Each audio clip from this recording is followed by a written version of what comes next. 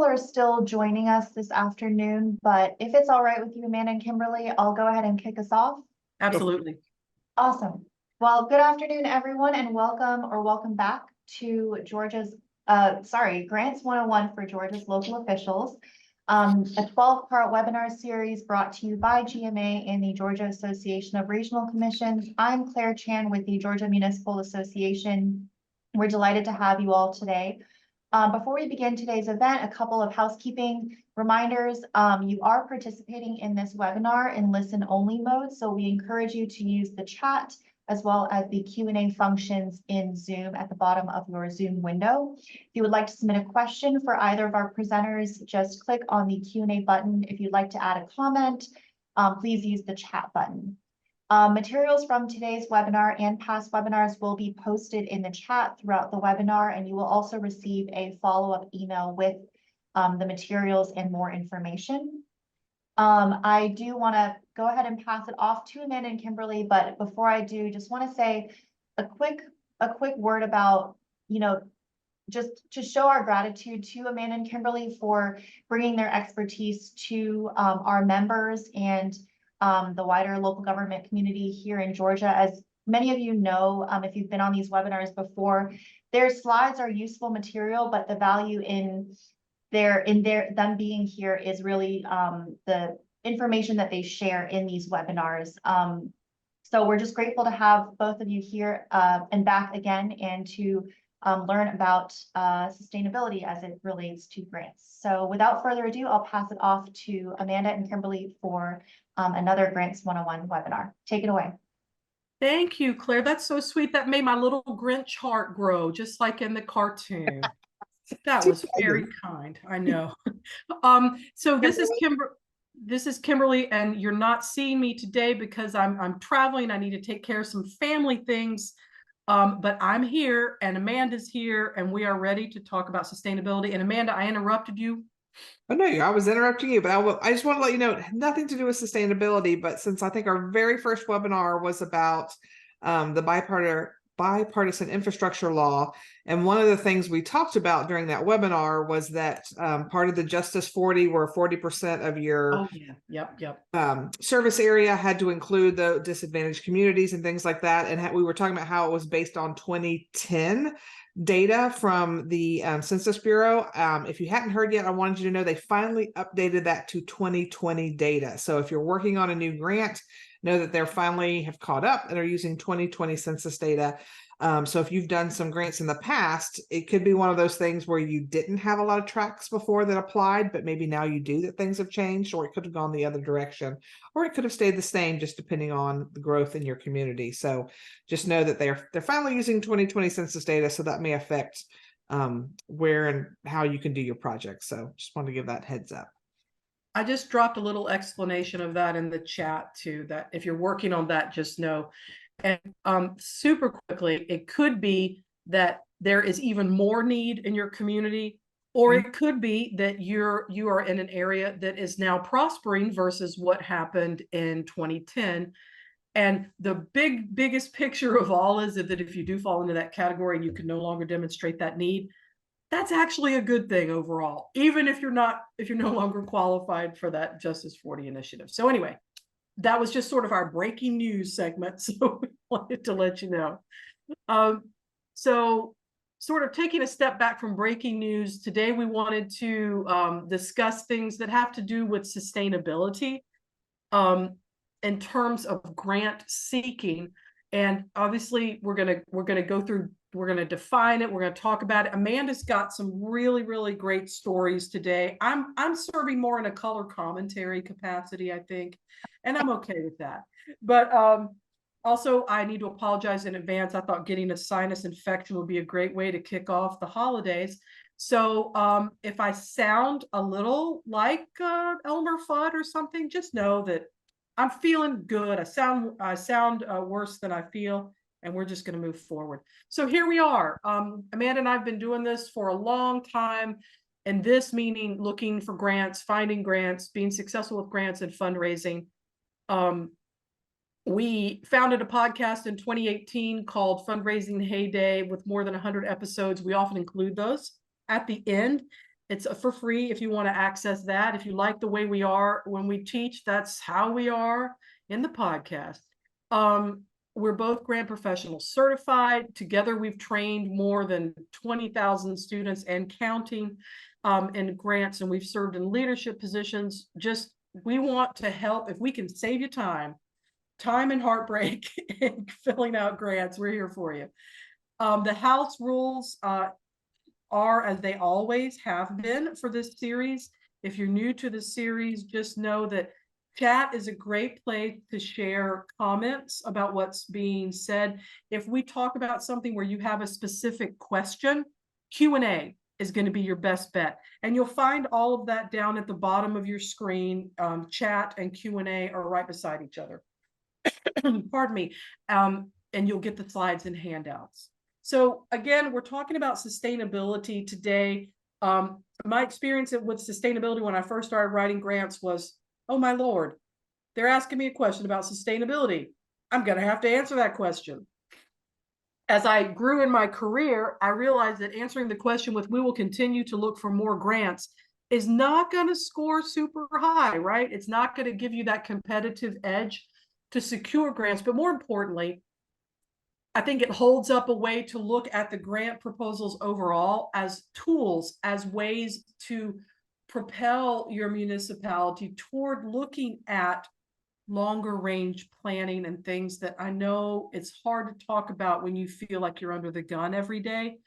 But using a grant as an opportunity to push those discussions to the forefront will ultimately help your municipality come up with some strategies that will benefit the communities you serve. And I mean, that's why you do what you do. So as we get started, there are all sorts of definitions of sustainability. And this might be a good place to get your chat fingers ready, because I'm going to ask you to do something, right? You'll see, I really like this definition of sustainability. But the reason there's a cassette tape in the background is, and if you are not of a certain age, cassettes were what we used to listen to music back in the day, like between vinyl records and post 8-track. So yeah, there were cassettes, and then it went to CDs, and then we're streaming. So if you have or purchased, or someone gave you either a mixtape or a favorite cassette from a recording artist, why don't you just cruise over into the chat and you tell us who that favorite artist is. Amanda purchased Debbie Gibson's Out of the Blue. So there you have it. So while you're thinking about that, this sustainability definition that was first put forward in 1987, which I feel like is one of the best ones around, meeting the needs of the present without compromising the ability of future generations to meet their own needs, right? I think that rings true whether you are in a small municipality or a huge city or a region with multiple cities within it. You want to meet the needs, but you also want to make sure that residents, citizens, children, families, older adults, everyone is going to be able to get the things that they need. And let's see, it looks like that Pam has raised her hand. Thank you, Claire. Pam, is there something that you could put in the Q&A for us when we're talking about sustainability, or were you just really excited about seeing cassettes? Did that bring up a memory? So we'll give her a minute to do that. Oh, Pam says wrong button. I was very excited. There you have it. There you have it. Thank you, Claire. Thank you, Pam. So Amanda so far is the only one who said what was her favorite cassette or the first cassette she ever bought. So if you would like to participate in that, please type into the chat. I can't even choose Rod Stewart. Oh my. Oh, Mary Pittman. Okay, Mary. I loved receiving mixed tapes. For me, that was almost like a little courting language from men who would wish to be considered for my presence. Why don't we say that? So I really liked getting mixed tapes, and it gave me a lot of insight into the person that was giving me that mixtape, but what they liked. White Snake. Okay, Ella. Mixtapes from Pam. Lovely. So yeah, mixtapes. And I made mixtapes too, but there was something about somebody saying, hey, I made this for you, just super special. And you know what? You can also do that with playlists today, right? Amanda's a big fan of making playlists. So let's move on. We've defined sustainability. We've taken, okay, Keith Sweat, make it last forever. I see you, Rhonda. I see Thank you, you. Rhonda. So what we would do after we gently move away from our trip down memory lane is talk about, we thought we'd start off by providing some examples of sustainability questions from recent, I believe they're both state proposals. We'll take a look at them just in case you're new to grants, you're not quite clear on what we're talking about. Sometimes the best thing is to show an example. So if we go ahead and get started on the next slide, we'll have an example here. And while I know y'all can read, I'm going to pick out the key points of this for you. This is a grant that I worked on with as a peer with another consultant in 2022, where we secured $25 million from the Tennessee Department of Human Services. And it actually did not go to a municipality. It went to a United Way, and they then distributed it to like 40 different partners. It was a huge, huge thing, collaboration. And here's how they describe the sustainability question. And our point in showing you these examples is to say that in one way or another, you will be asked this question, unless you're primarily working on grants that are solely for equipment, right? Then that may not be a big part. But if you're working on programs and projects, then this is a question that you might need to consider. As a beginning grant writer, it was a question I really just wasn't that familiar with. And I see Amanda has dropped her Christmas Spotify list there for your listening pleasure as you crank out those grants. So here we go. So the Tennessee Department of Human Services, the TANF Families Grant, was kind of it's just how will this collaborative keep on going after funding ends, and how will it continue to expand, and how are you going to leverage other resources? Now, the cheeky part of me is like, well, if y'all like this program so much, one great way for it to continue is for you to continue giving us state funding to provide these services that state agencies are not able to provide. But that is not the right answer for that question. But it's a valid thought for discussion. So again, it's just, how will this work keep going? What are some ways that you can they're wanting to make sure that once that grant is over, there's not going to be wholesale firing of everyone who was funded by that grant and the program doesn't come to a dead stop.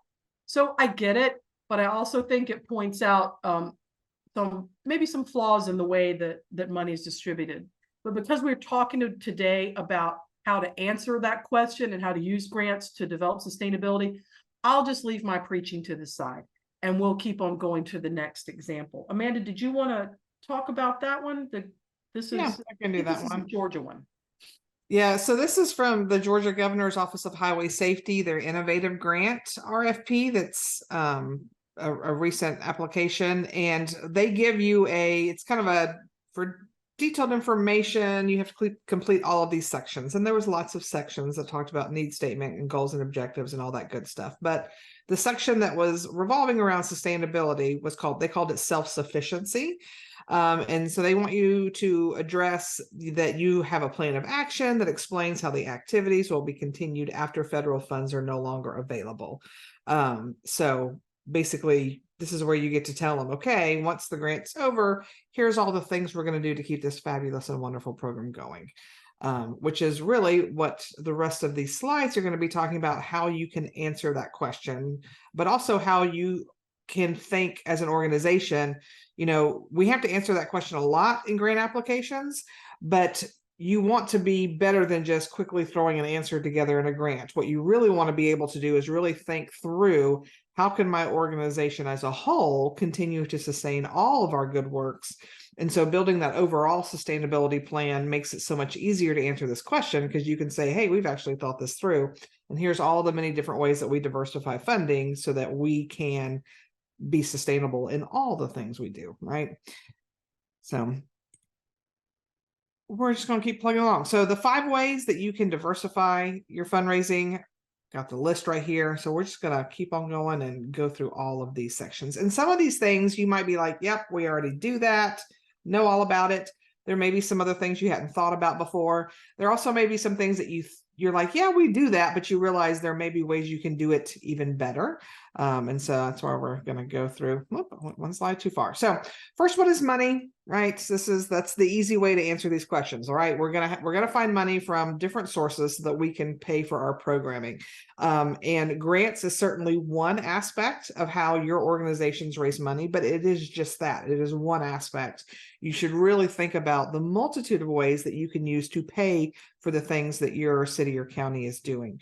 This little chart here, I like to show this off. I know everybody on this call happens to be local government, but it's nice to know that the things that your agency can do, but also nice to know the types of things that nonprofits can do. Because when we talk about collaboration and working together, partnering with nonprofits may open some doors to things that your agency isn't able to do at the moment, right? So when it comes to things like government grants, federal grants, state grants, even from counties, pretty much cities and counties are eligible for a lot of those. Some nonprofits are, but not all of them. So that's why I've got this color-coded things. Green, yep, that's probably a great way for you to get money. Yellow, maybe, depending on some things. Red, probably not a funding source, So most people are not doing donations or major gifts to cities and counties. That happens with nonprofits, but we've never had anybody walk inside a city hall when I've worked at one before going, hey, I'd like to start donating $20 a month to the city of Atlanta because I love y'all so. But when you're thinking about ways that you all can raise money, you've got fees for service for activities and things that you do. You also have all kinds of taxes, whether that's, the property taxes. You've also got things like, you've got your business license, you've got impact fees, there's governments get very creative in the ways that they come up with funding.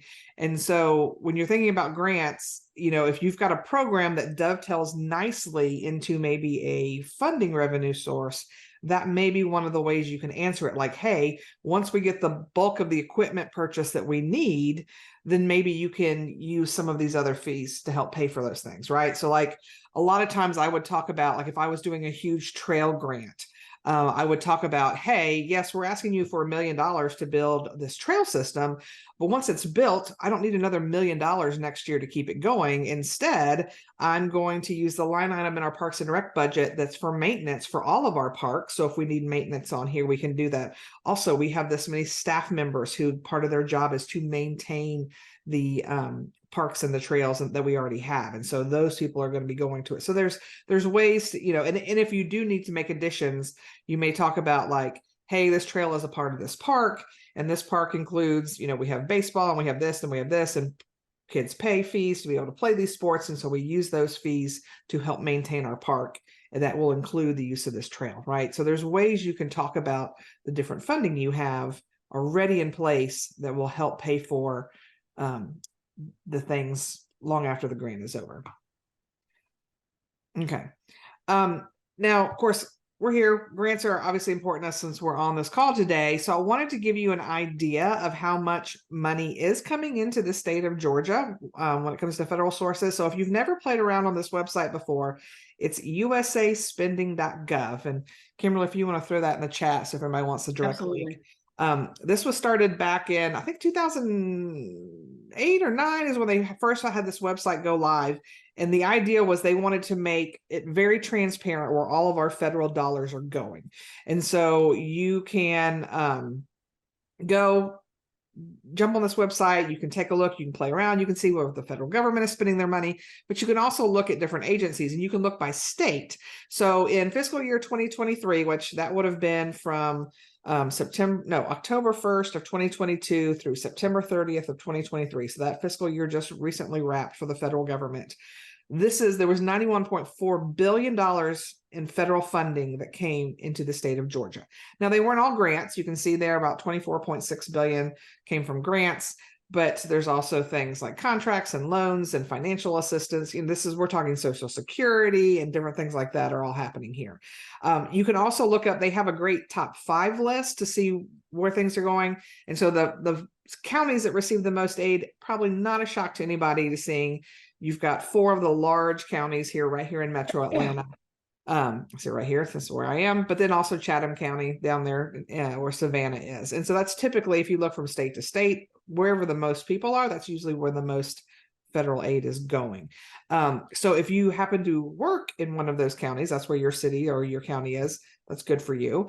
If not, but maybe you're a neighboring county, this is one of those things when we talk later about collaboration, it's always a good idea to collaborate with organizations that have access to all kinds of funding. So these may be some agencies you want to consider partnering with, right? It's also helpful on this website to be able to say who's giving the most money and who's receiving it. So the awarding agencies, so these are the federal agencies that are giving the bulk of the money that comes to the state of Georgia for grants specifically. So no surprise, Health and Human Service, that's the largest federal department there is, then Transportation, Education, Agriculture, and HUD. So this is helpful to know, just because if you are thinking like, hey, I'm doing public safety grants, you don't see Department of Justice on here. Now, that doesn't mean there's not grants coming to Georgia from DOJ, because there absolutely is. But hopefully it also makes you think about, hey, there could be some grants we're not even thinking about for our community. And maybe it is from one of these agencies, since so much money is coming into the state. It also shows you which are the top 5 recipients. And in most states, this is pretty accurate. It's usually your large state departments, and sometimes universities or other large agencies receive those funding. So the reason this is helpful too, because most state agencies get federal funding. Obviously, they keep some for themselves, but then they also tend to re-award, or sub-award rather, that funding. So if you're like, hey, I could always go to the feds, but also think about, could I go to a state agency and see what kind of grant programs they're doing? And so these are some of the ones you may want to look into first, just because they're getting the bulk of the funding from the feds, right? So just a thought there. I would also say, Amanda, I would like to add, and then we'll go into talking about in-kind. USAspending.gov and other things are great ways to help people that you may report to understand a little bit more about where the money's going and where it's not going, or ideas about partners, because as we move on to talk about some more complex topics associated with sustainability, you may be finding yourself thinking, well, I am writing grants on top of everything else I'm doing, and I am not a senior leadership official.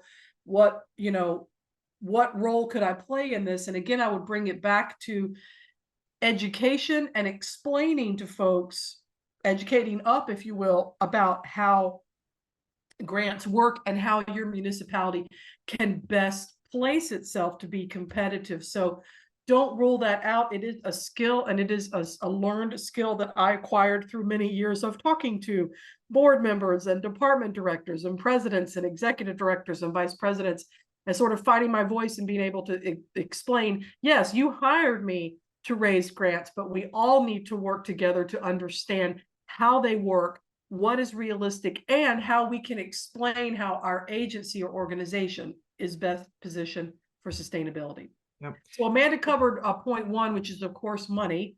If I can real quick, Kimberly, I would say too, so when it comes to answering that sustainability question, like Kimberly mentioned earlier, the last thing you want to do is just go, we're just going to apply for another grant again to get this funding.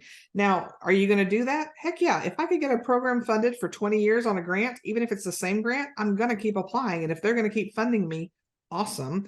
But you really need to think about a better answer, because funders don't tend to like that answer. And so while we like to think about money is not just that it's coming from grants, but what are the other ways funding comes into your organization? And part of that is just, if you're not sure, talk to your finance department about how your income is structured that comes to your community, and you may be able to answer in a different way, because chances are grants, even if you're getting a couple of $1 million a year, it's probably going to be a smaller part of your overall budget. And so you just need to think beyond that. And we do, one of the resources that Claire is giving you access to that we provided was some examples of how not to, and also how to answer that sustainability question. So you should be able to see in there that we're not just going, yeah, we're going to go for 3 more grants and cross our fingers and hope it all works out, because you really need to have a better answer than that. And that's a really good point. And we're also not suggesting, we're going through 5 areas to consider, and there are multiple points within each area. As I put in the chat earlier, we're not saying you have to do all these things, and if you don't do all these things, it'll be bad. No, we're offering options. They're going to be things that'll work for your municipality. And there are going to be some things where you're like, yeah, hard pass because of what your situation.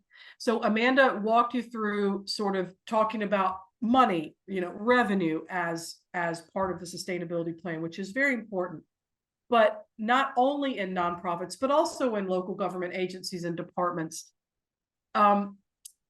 turning to or re-examining or recording what is already going on in terms of in-kind work can not only help provide information around matching. We talked about that in another webinar where you might be asked, and you usually are, to provide either a combination of cash or in-kind or cost share for federal and state funding.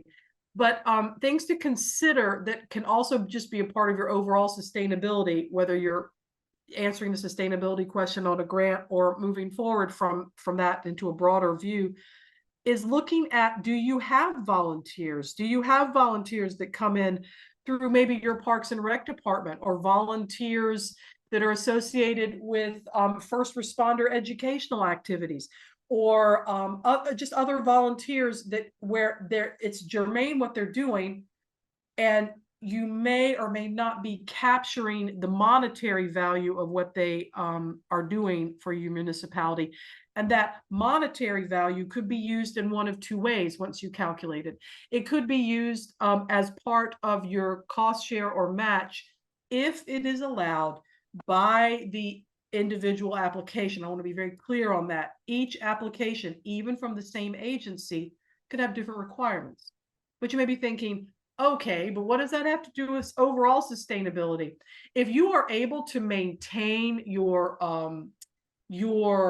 paths, trails, bike trails, parks, gardens, plantings or things on the square, events or whatever, through volunteers, that's an important way that you are sustaining community building and community events that you may not be capturing and assigning a monetary value. And it's things that either people volunteer to do these things related to whatever program you're seeking funding for, or you would have to pay someone, or without these volunteers, this program or service could not move forward. So that's why it's really important to consider that. I think Amanda has an example of that coming up for you. So in-kind can include volunteers. And Amanda, would you mind dropping the independentsector.org, Get that in there. pardon me, URL in the chat? So if you're wondering how do you assign value to this, you can go to the Bureau of Labor Statistics, but you can also go to independentsector.org.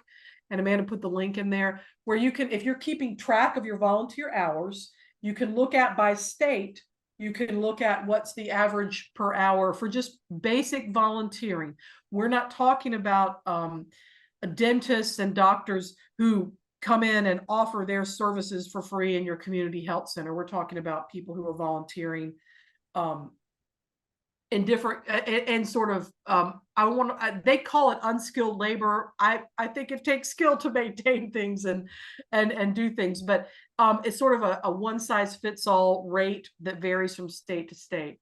And again, in kind, when we're talking about volunteers, facilities, shared equipment, or staff, it's something that you are offering that, or you're hosting this program or project you're hosting that could not move forward without either having these things donated, whether it's services, facilities, equipment, or staff, or you'd have to pay for it. So if someone decides that they want to donate a big grandfather clock to City Hall and wants to tell you that that's in kind for getting your, federal bandwidth grant moving forward, that's probably not going to be a good fit. But if you're looking at things that are directly related to the programs and services you provide. So again, it could be if there's a part of your facility, you're doing some sort of community-based training on public safety, and you need funding to bring in trainers, but you have the facility. If you look at the grant, that could be something, whether I'm sure somewhere in your municipality has that those operating costs per square foot of the different buildings has that kind of thing. And you can use that calculation to talk about in kind, because if you're having a program you're going to have a place to host it. And if you're providing that and it's an allowable and allocable cost in your grant, that can be an important part of in-kind. And Amanda's helpfully adding that the national value of each volunteer hour right now is at $31.80. That is a dramatic increase over from even 5 years ago. So again, if you do have volunteers that are helping out in programs and services for which you're seeking grant funding, that can be a great thing. Also, if you're sharing staff around particular programs, or the staff that you already have in place are providing that service, and you're able to document that in a way that means that they're not over 100% if they're salaried, right? You don't want to say we have one program director and 150% of their time is spread out over 2 grants. But if there's a legit way to include that, and that's an allowable cost, that's an important in-kind. And it's also addressing the part of the sustainability question that has to do with what happens after the funds have been expended.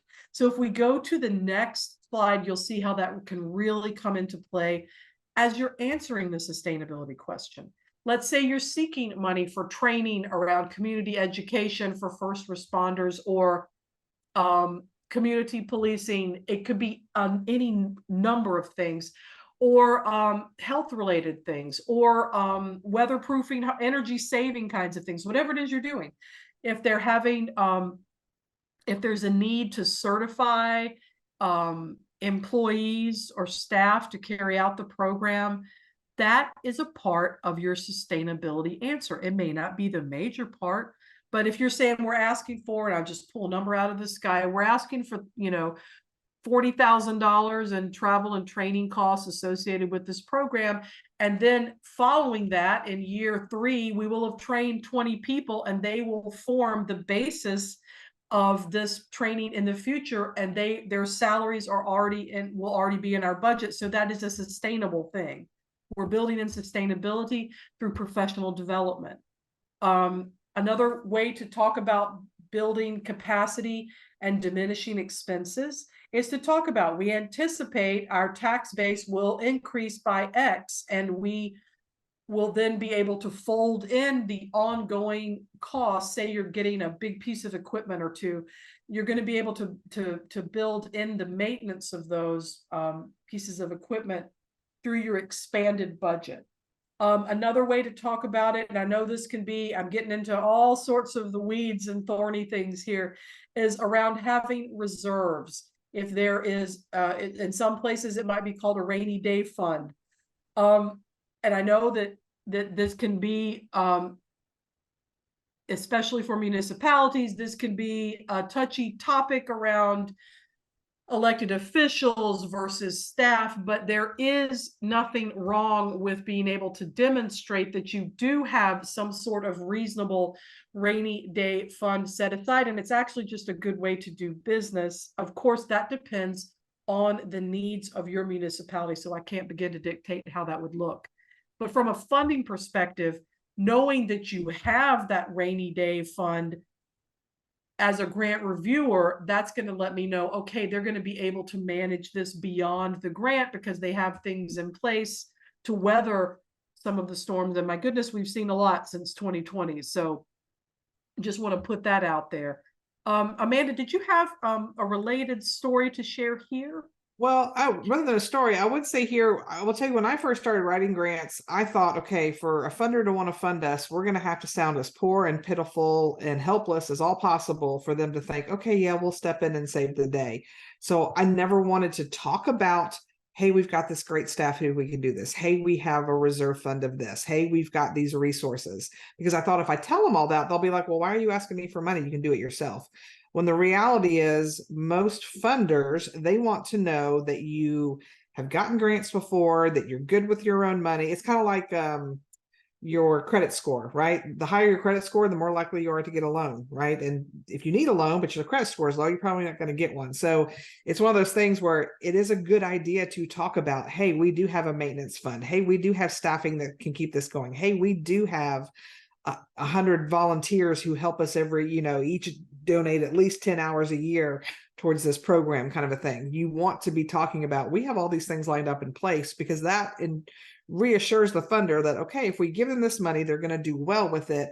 And it's not going to be just a one and done type of a project. It actually has a higher likelihood of continuing to do the good things it's supposed to do. So, these are all good things to be talking about. So Amanda, that's such a great point, and I want to add on to that. We're not we're talking about I'm going to talk about two different things here. There's sustainability, where we're like, hey, we're not gonna the city is not gonna default. We're good, but also part of grants is demonstrating need. So obviously we're not suggesting that you just say, oh, it's all good, we just want you to give us some money, because that's not a good strategy. no. I'm separating this from the community need, like the need for safe drinking water or expanded broadband access or transportation hubs or whatever it is it might be. There's the demonstrated need, and then the separate issue we're talking about here is there is a demonstrated need, and our municipality is financially strong enough to, with the help of this grant, then meet the needs of the community. So I don't want to put too fine of a point on that, but they're sort of related, but very different aspects of grant seeking. So that's what I had to say on that. Absolutely. So, well, let's talk collaboration. So this is, and a lot of people, I will tell you, when we've done this session several times live, and anytime you ask somebody, did they collaborate? Everybody in the room is going to raise their hand. Absolutely. We collaborate with our community partners all the time. And I think everybody does, but I also think we could probably do it better. We can probably do it more in depth. So before you just write this off of, oh, we already collaborate, really think about how you can collaborate to really help share resources and save money. Not just like, yeah, we collaborate. We wrote them a support letter for their grant. That was great. Very, very helpful.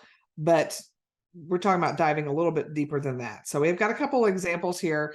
First of all, this is not something necessarily your agency would be going for, but it's local businesses. And my thinking always, anything we can do to bring improvements and quality programs and projects to our community, whether it's the city doing it, whether it's a business, whether it's a nonprofit, it's a good thing. So the U.S. Department of, no, this is GDOT, right, Kimberly?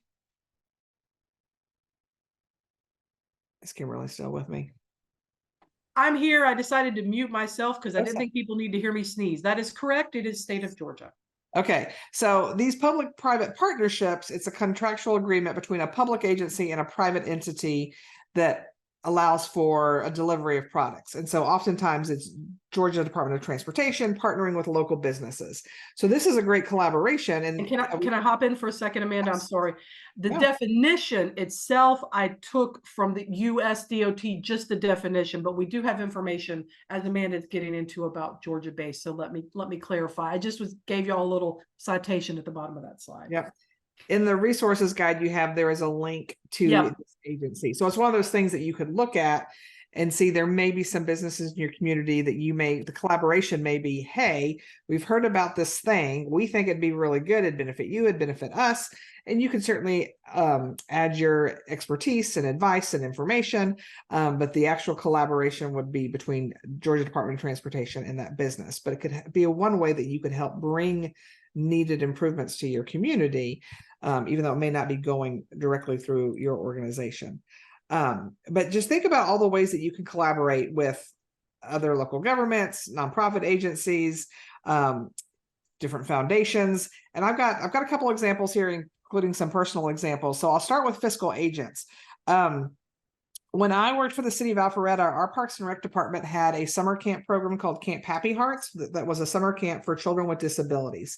It was expensive to run that camp because we had to have one camp counselor for every 4 kids because of the physical and potentially mental needs of the children that we were serving. And we had very, very hands-on. We had a lot of field trips. We had a lot of guest speakers come in and do magic tricks or different things like that. And so the cost for camp, we couldn't have charged to the parents because nobody's going to be able to afford it. So we were looking for ways to offset it. And of course, grants was one of our options we were looking at. And every grant I found I was having a hard time finding one. I finally found the perfect grant for Camp Happy Hearts. The only problem was it was a county funded grant that they only gave the money to 501c3 nonprofits. Okay, city is not that. So I kept doing my research, but nothing else was matching. Like this grant, it was like this grant was made for Camp Happy Hearts, but we were not eligible to apply. So I finally reached out to the program director and was like, hey, any chance you've got any relationships with any local nonprofits? And she's like, actually, yeah, we have a great relationship with the Lionheart School. It's a nonprofit school that is specifically for children with autism. She goes, we hold our camp there in the summer. They do advertising for us. We do some things for them in return. It's a beautiful thing. And I was like, okay, let's set up a meeting.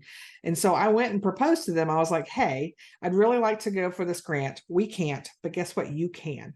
And so what I'm asking for you is for you all to be our fiscal agent, meaning your name's going to go on the grant, but really everything's going to come to the city. So they're basically kind of acting like a legal placeholder that can accept the money, and then they can turn around and help us implement that project that way. We did all the grant writing. We did all the management of the project. We did all the grant management. And so thankfully, because we had a great relationship with them, they agreed to do that. And so that was a lovely partnership. For years, we partnered on that grant application. And because of them, we were able to receive money for Camp Happy Hearts. So that is certainly a way that you can collaborate. Another example, this has been since I left the city of Alpharetta, but the court clerk was retiring, and so the city advertises they're looking for a new one. The city next door, city of Milton, their court clerk actually applied for the Alpharetta job, and they offered it to her. Well, when she goes back to the city of Milton to put in her notice saying, hey, I'm going to go work for the city of Alpharetta, Milton was like, yeah, we really don't want to lose you. What can we do to keep you? And so the two cities came together and started chatting, and they realized that neither of them, they had enough assistants court clerks together that they're like, we don't necessarily both need a head court clerk. And also Alpharetta's court building was old and needed tons of work. They were already looking at a new facility to have to build, which is, can be expensive. Milton had just built this brand new court that they only used a couple of days a week. So they came together and said, you know what, let's merge our two departments. So we'll have this same court clerk is going to run both. We're going to have all of our space is going to happen here in Milton. I'm sure they put together a lovely MOU that determined who was paying for what, but it ended up saving both cities money because now instead of them each having their own building with all the expenses that come with that, they are sharing it. They also share the two cities share a couple of fire departments that are actually located kind of on the borders of both cities.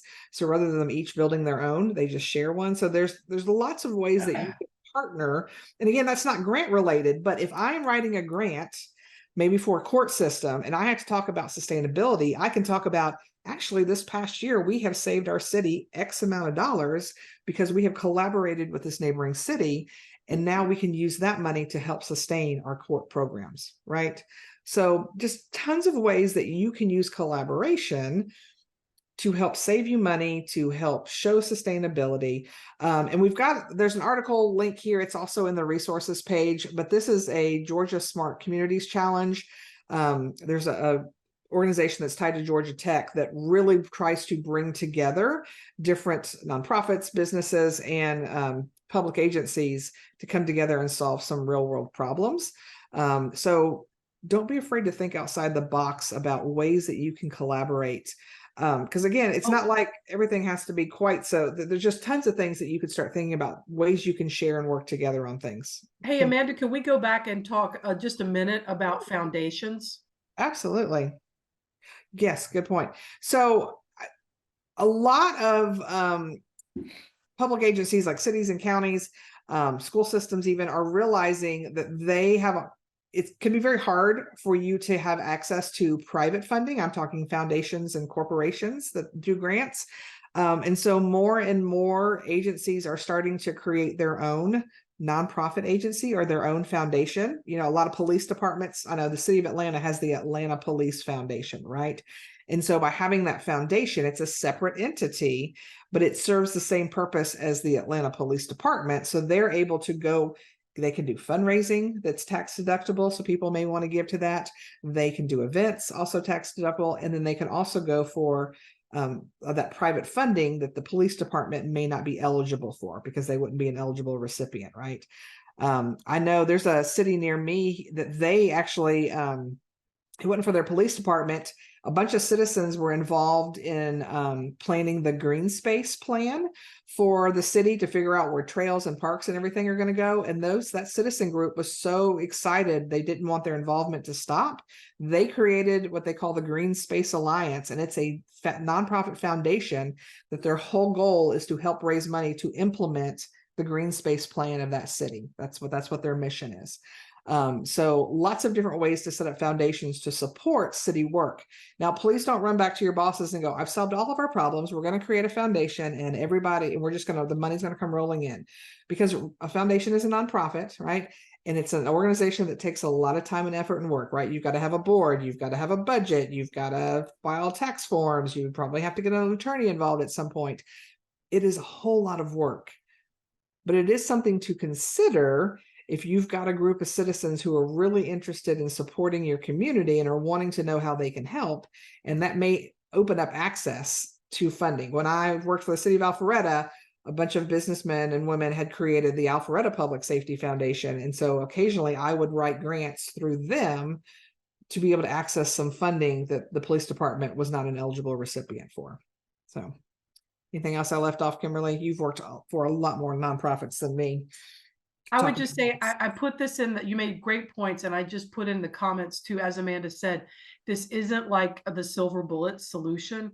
It could be a viable alternative, but do keep in mind that you'll be maintaining a separate 501c3 that was probably going to require some legal input and advice and advisement to set up.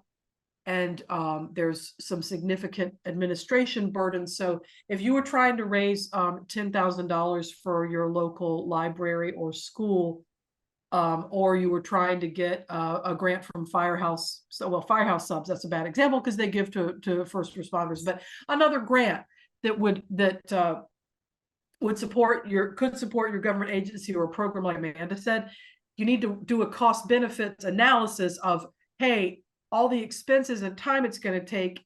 Do we have enough people? Do we have the expertise? And do we have the time to maintain it? Because foundations, as nonprofits, require, as you probably know, annual, if not more. They require boards. They require the completion of 990s and reporting.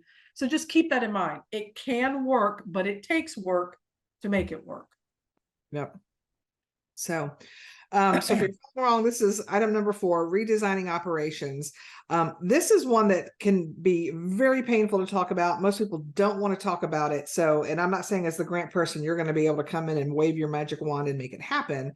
But again, grants are not, the way grants are set up in today's day and age, they are not meant to be the thing that funds your program over and over and over again. And you may say, oh, but Amanda, we've had this one grant that has been funding us for 20 years for the same thing. Great. I hope they keep funding you, but there is no guarantee that they will, right? And that's one thing. That's not everything that you need funded, right? So one of the things you can think about is, what are ways that we can figure out where funding comes from through our own agency, through all the funding you get, right? And part of that is taking stock of your own agency's budget. I know every year when we get towards the end of our fiscal year, our office manager for our department would always say, okay, Amanda, we've got like $1,000 left in supplies that we haven't spent. Is there anything you need? And half the time I'd be like, nope, I'm good. She's like, well, if we don't spend it, they're going to take it from us. So you might as well spend it. And so suddenly I'm ordering binders and pens and things for the next year. It's coming out of my nose, the number of binders I would order, right? Because it was like, well, if we don't use it, they're going to take it. Finance is going to take it away from us. And then we won't have it next year if we need it.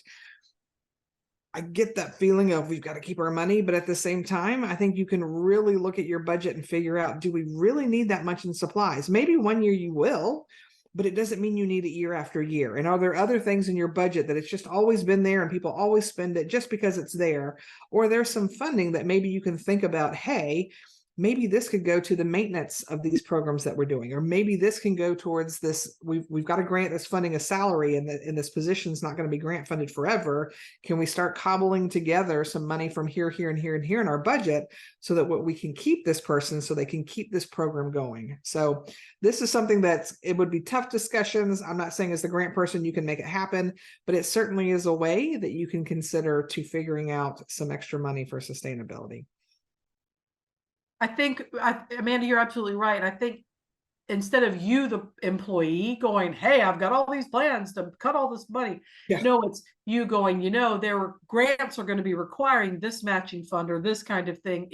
Are there ways we could look at our budget to reconfigure it so that everyone's needs are met, but yet we have these things that grants that make us very competitive? Because we're not saying it's an easy fix. And we're also, again, not saying, please go out and do all these many things all at once and all your problems will be solved.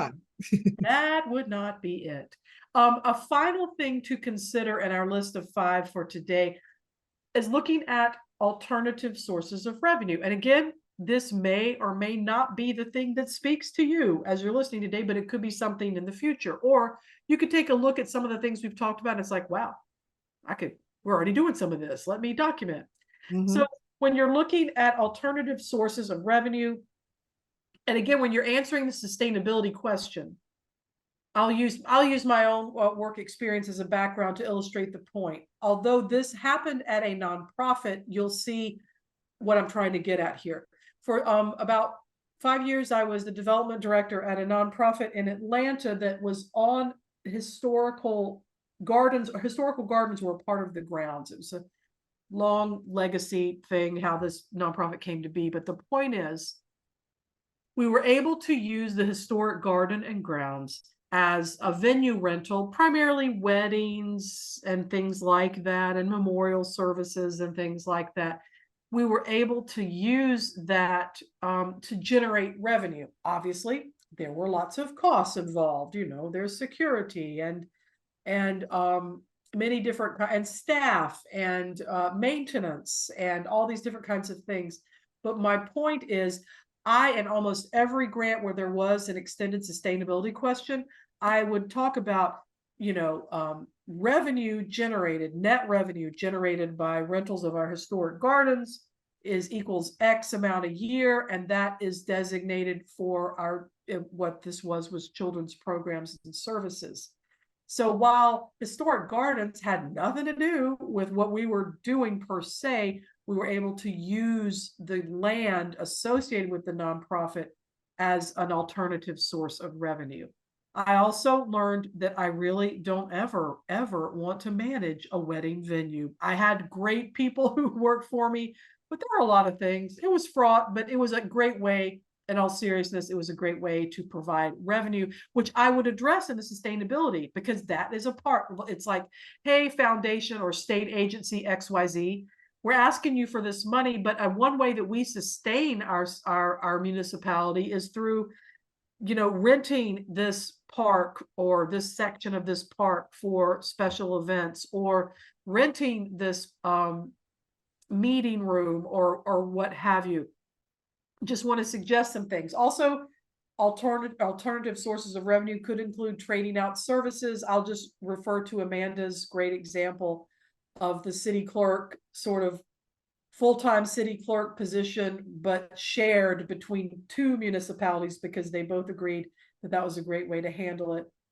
Depending on the policies in your own municipality, you could have sponsors or website ads or other things for area businesses to advertise. Again, that's going to vary according to the policies from municipality to municipality, but they may be some things that you're doing right now that you could go, oh yeah, that is counting toward our sustainability. It's not just the tax base. We have these 3 other things that we're already doing.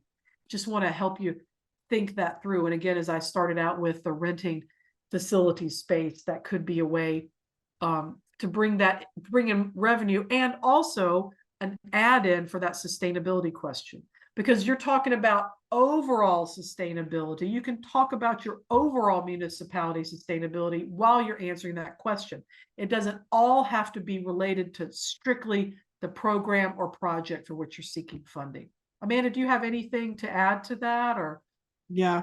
And it could, we're not expecting these things are going to be bringing in hundreds of thousands of dollars, but again, it all starts to add up. And it's Yep. always nice when you can answer that sustainability question by saying, hey, we're considering applying to grants through these other funders.